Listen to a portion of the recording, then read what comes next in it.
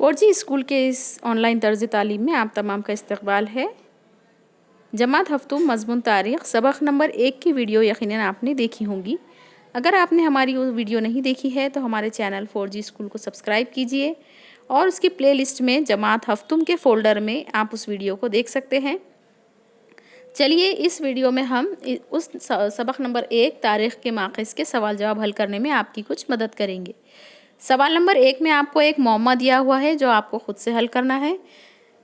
اس کے بعد سوال نمبر 2 ہے، آئیے لکھیں۔ سوال نمبر 1، یادگاروں میں کن اشیاء کا شمار ہوتا ہے؟ اس کا جواب ہوگا یادگاروں میں سمادھی، مزار، عبادت گاہ، مقبرہ، فتح کا ستون، فتح کی کمان وغیرہ کا شمار ہوتا ہے۔ پیارے بچوں، ہم آپ کو بتا دیں کہ یہ ہم آپ کو کاپی کرنے کے لیے ویڈیو نہیں دے رہے ہیں۔ آپ کو اس میں سے سوال جواب یاد کرنا ہے اور خود سے لکھنا ہے، یا پھر صرف رہنمائی لے کر آپ دوبارہ سے اسے اپنے الفاظ میں بھی بیان کر سکتے ہیں۔ سوال نمبر 2 ہے، تواریخ سے کیا مراد ہے؟ جواب، تواریخ سے مراد واقعات کی ترتیب بیان کرنا ہے۔ سوال نمبر 3، تاریخ نویسی کے دوران مورخ کے کون سے پہلو اہم ہوتے ہیں؟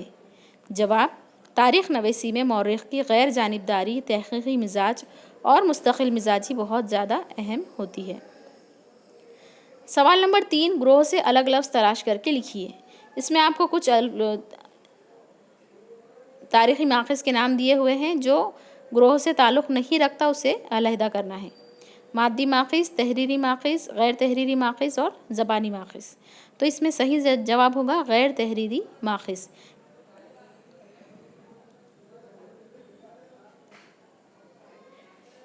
دوسرا ہے یادگاریں، سکے، غار اور کہانیاں۔ تو اس کا جواب ہے کہانیاں، کیونکہ یہ زبانی ماخذ ہے۔ تیسرا ہے بھوج پتر، مندر، گرنتھ، تصویریں۔ اس کا جواب ہوگا مندر۔ چوتھا ہے اشعار، تواریخ، کہانیاں، روایتی حکایت۔ اس کا جواب ہوگا تواریخ۔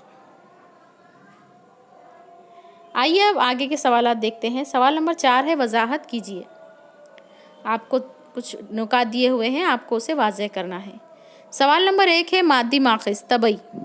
اس کا جواب ہوگا پرانے زمانے میں انسانوں کی استعمال کی ہوئی اشیاء سے اس زمانے کے سماج میں باہمی تعلقات کی معلومات حاصل ہوتی ہے۔ قدیم عمارتوں یا ان کی باقیات کی مدد سے اس عہد کے عوام کی طرز رہائش اور ان کی معاشی حالت کا علم ہوتا ہے۔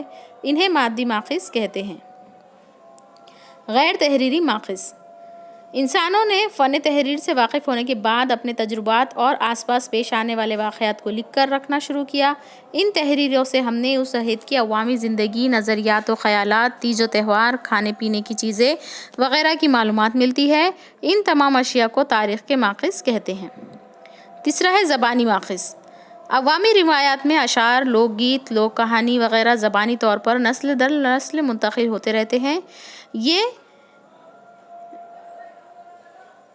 لکھ کر نہیں رکھے گئے تھے۔ ان کے ذریعے اس عہد کی سماجی زندگی کے مختلف پہلو جیسے خیالات، عقائد اور علوم کی معلومات ہوتی ہے۔ عوامی روایات میں زبانی طور پر محفوظ کی گئی ان اشیاء کو تاریخ کے زبانی ماخذ کہتے ہیں۔ یہ ہو گئے آپ کے سبق نمبر 1 کے سوال جواب۔ سبق نمبر 2 کی ویڈیو اور اس کے سوال جواب دیکھنے کے لیے ہمارے چینل 4G اسکول کو سبسکرائب کیجئے، اس ویڈیو کو لائک کیجئے اور اپنے دوستوں سہیلیوں کے ساتھ شیئر بھی کیجئے۔ ساتھ ہی ساتھ ان تمام سوالات کے جوابات لکھ کر اپنے کلاس ٹیچر کو واٹس ایپ کیجئے اور اپنی تعلیم جاری رکھیے۔